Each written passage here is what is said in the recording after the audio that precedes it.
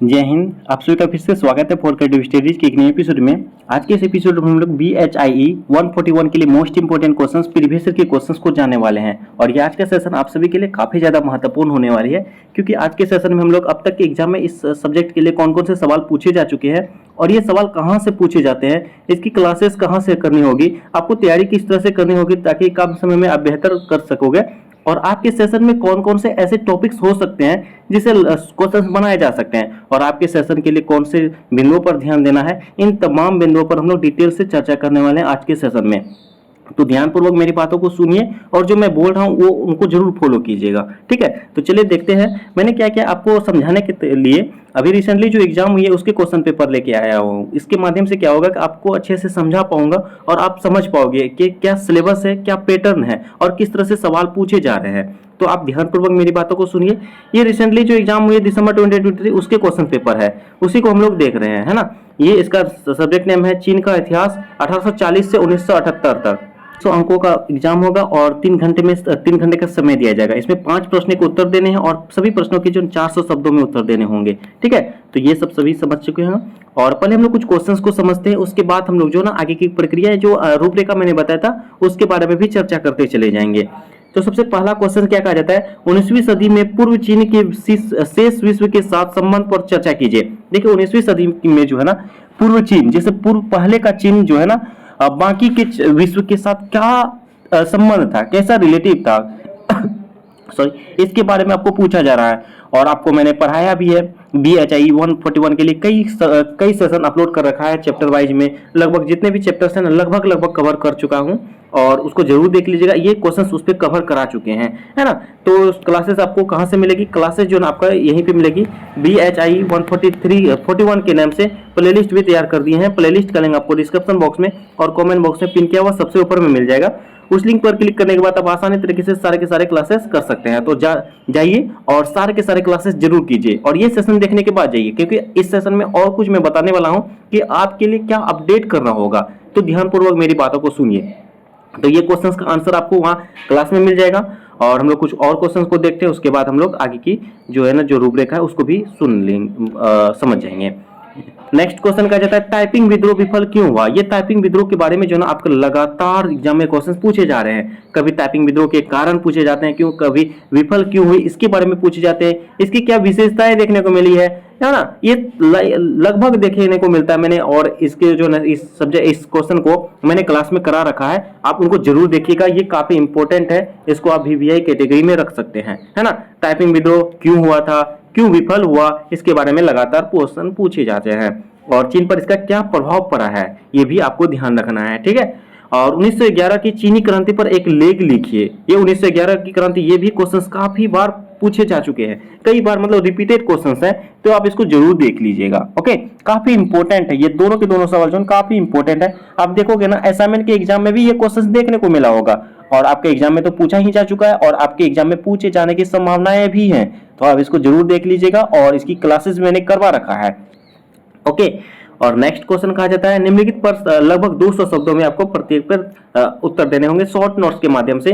100 दिनों का सुधार, 100 दिनों का सुधार क्या है उसके बारे में पूछे जा रहे हैं। 4 मई का आंदोलन, ये क्वेश्चंस भी काफी इंपॉर्टेंट है मेरे दोस्त, काफी इंपॉर्टेंट है। जब पहली बार इस सब्जेक्ट का एग्जाम हुआ था उसमें भी ये क्वेश्चंस पूछे गए थे और पिछले सेशन में भी पूछे गए और इस सेशन में जो ना पूछे जाने की संभावनाएं बन सकती है, क्योंकि लगातार ये सब क्वेश्चन पूछे जा चुके हैं और इसको भी मैंने अच्छे से कवर करा रखा है। मतलब कि लगभग देखोगे ना आपका कम से कम 5 क्वेश्चन पूछे जाते हैं ना, आपका 5 क्वेश्चन आराम से बन जाएगा, इतनी सेशन मैंने करा रखा है। तो आप क्लास जरूर कीजिए, ठीक है। और ये क्वेश्चन भी काफी इंपॉर्टेंट है, इसको इग्नोर नहीं कीजिएगा, काफी इंपॉर्टेंट है ये तीनों की तीनों जिसके बारे में मैंने बताया है, ओके।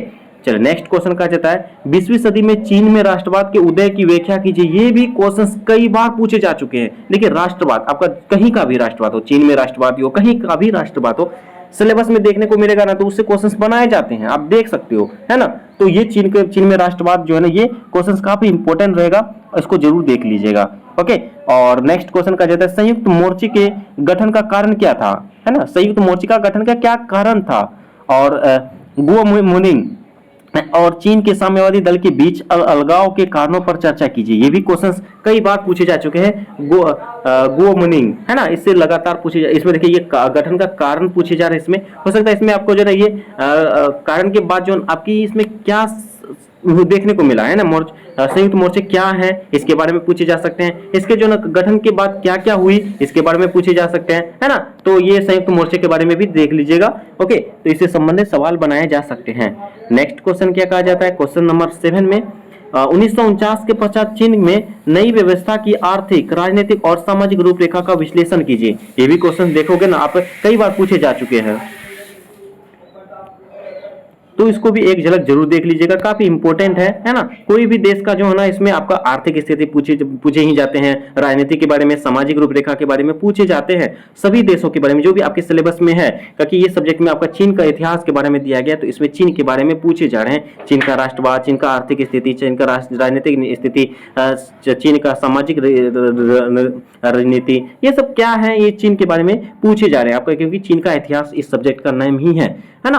तो इससे संबंधित सवाल बनाए जाते हैं लगातार, तो इसको आप जरूर देख लीजिए।